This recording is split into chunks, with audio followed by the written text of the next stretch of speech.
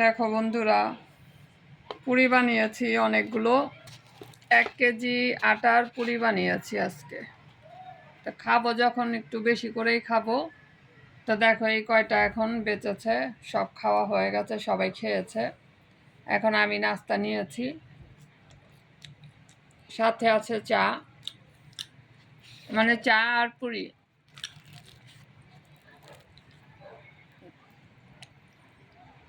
ডাল পুরি চা দিয়ে খেতে কি তোমাদের ভালো লাগে?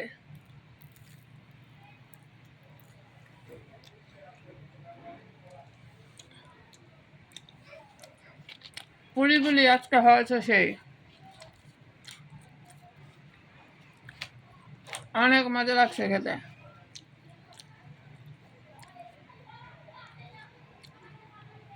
আমি অবশ্য চা দিয়ে খাই না।